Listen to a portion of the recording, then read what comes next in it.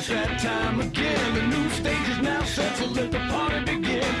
Everybody knows the name of the Dallas Cowboys. Let's go Cowboys. Hello everybody and welcome in to the Season 4 premiere of the Cowboys Fan Show. Scott, we're 1 week into the season here in this 2018 year, and for the first time I think ever I've been able to say the Cleveland Browns have a better record than the Cowboys, and they didn't even win a game. That's true. They do, but I mean, they got a better record than half the teams in the league right now, so. Fair enough. Fair enough. So the Cowboys, I think we all saw the dreadful loss on Sunday to Carolina over at Carolina. So let's have a look at that and let's try to pick that loss apart and see what went right and what went wrong here in the film room.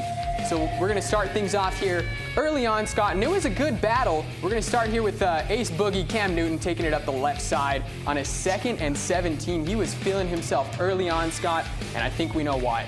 Yeah, right here, just missed tackles, couldn't hold contain for anything. I am not a huge believer in Damian Wilson. He's been doing that for years already. That man should be further down the depth chart, especially with the way that Thomas played in the preseason. And Cam fired up here, and here they're going to try a run up the gut, and he coughs it up. Fumble recovered by nobody else other than Tank Lawrence and DeMarcus Lawrence. He had himself a day on Sunday. Scott. Pay him. Pay that man right there. He's worth every penny. $17 million.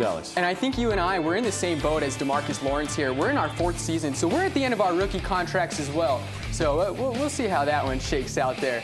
Back to the action here. This is the 2nd quarter, still deadlocked at 0. Carolina on the punt return, and the Cowboys, Scott, just showing a little bit of rust. We got a little bit lucky on this one. I mean, when Jones is missing a tackle and your long snapper, number 91, then you're in a lot of trouble, but it worked out. Cam Newton here dropping back and dropping the dime right into the basket of his receiver for the first down.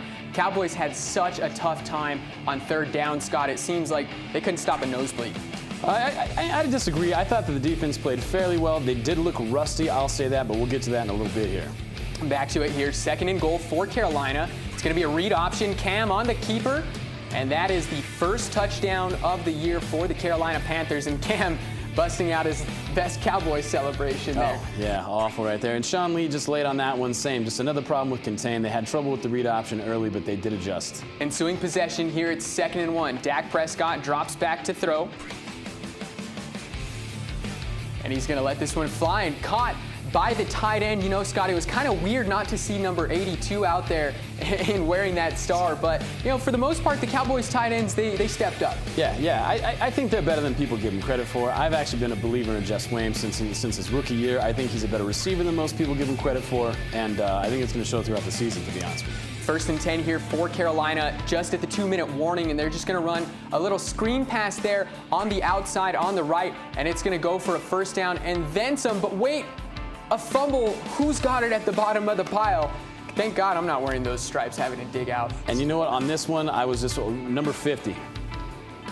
Boom, right here. Oh, you don't see that too often. Just Sean Lee looked rusty this entire game, and that's what happens when you get 0 snaps in the preseason. And here's Cam Newton once again dropping back here in the red zone on a 3rd down. Christian McCaffrey picks up the first down. That was one of McCaffrey's 6 receptions on the day for 45 yards. He also ran the ball 10 times for 50 yards, so almost 100 yards on the day for McCaffrey. And here's Carolina knocking it through the uprights just before half, going up 10-0.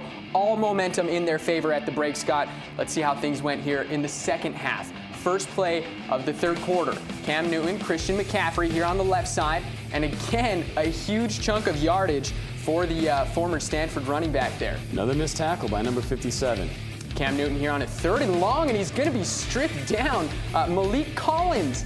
Welcome to the sack party. That's good to see. That's good to see right there. Malik Collins missed a lot of the preseason, a lot of camp with a foot issue. He's back, and he looked fantastic in this game. Dak Prescott here. He's going to roll out, and we didn't see Dak use his legs a whole lot, Scott, but when he did, he was effective. Yeah, and I think he needs to use his legs a lot more often right here. Just, if anything, just a confidence booster for him. I mean, it's just like some boxers, they got to take a hit to know that they're in a fight. I believe it's the same with Dak Prescott. That's how he gets rolling. And there you saw Zeke Elliott going for the first down. That was his longest carry of the day, and it came with 10 minutes left in the third quarter. Cole Beasley there making the reception. That was one of his 7 catches for 73 yards on the day. Dak Prescott, by the way, throwing the ball 19 of 29. So it's not like he was bad. I mean, he just couldn't do it. And here taking the field goal, that's not Dan Bailey. And that's what happens. That is the results when number 5's not kicking for us. I agree. Cam Newton here again dropping back to pass, and he finds Devin Funchess there on the crossing route. 1 of 3 receptions on the day for Funchess. Cam on the other side, he completed 17 passes on the day of 26. So good day all around for the Panthers there. Yeah, and honestly, I think that they only had 146 yards in the air, and I was very proud of the way that our secondary played. They're young, they look good. I'm not worried. Well, and Cam, I mean, the secondary looked good, but the rush defense, I think, was the problem for Dallas. As here, Carolina knocking on the door, they hand it off, and well, we kind of know what happens from here. It's 16-10 or 16-0, but we'll keep going. Cam on the day led Carolina in rushing. He had 13 carries, 58 yards, and that 1 touchdown that we saw earlier. Here's Dak Prescott. Late in the game, 10 minutes left in the fourth quarter. He's under duress. That is Julius Peppers, ladies and gentlemen, wearing number 90 for Carolina. That was, man, I saw that and I thought I was back in middle school. Right, but you know what? Fantastic block on that play by number 71, Lyle Collins. He gets better every single game. And here's one thing we're going to talk about a little bit later in the show, Scott, but the read option. The one time the Cowboys run it, it winds up 6 for Zeke Elliott. Well, and his longest run of the day, 17 yards. They pull the guards, they run to the outside. They're not trying to play smash mouth football against these fantastic Carolina defensive tackles. And here's Dak on the quarterback keeper for the 2-point conversion. So he cuts the lead in half here of Carolina. So you're saying there's a chance.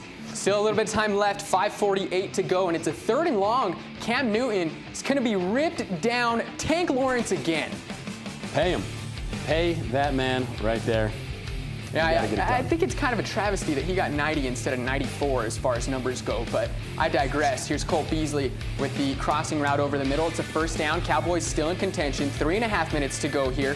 1st and 10. Dak Prescott drops back, and, well, there's that leaky offensive line again. Yeah, that'll happen. I mean, honestly, Connor Williams had a bad day all day. I mean, granted, he was going up against Quan Short, who's a fantastic player in this league, but he was just getting overpowered all game. You can't do anything when you're getting pressure up the middle. It was tough, and those offensive line woes are something that we will cover here in just a little bit. Yeah. But Dak Prescott again, 1st and 10, and sacked once again, Scott. And if there's one thing you can't do late in the game when you're trying to come back, is take a sack. That's true, or throw an interception. So, I mean, honestly, Dak, what are you going to do? I mean, Yeah. When the offensive line's playing like they were and he's just not getting any protection, I mean, it's what are you going to do? Right? 4th and 10 there for the Cowboys, and the receiver overthrown. So that effectively puts the baby to bed. There's Jason Garrett. A lot of people say he's on the hot seat. We'll talk about that a little bit later. So you saw the final score. It was 16-8. Final takeaways from that one there, Scott. A lot of trouble with this offense.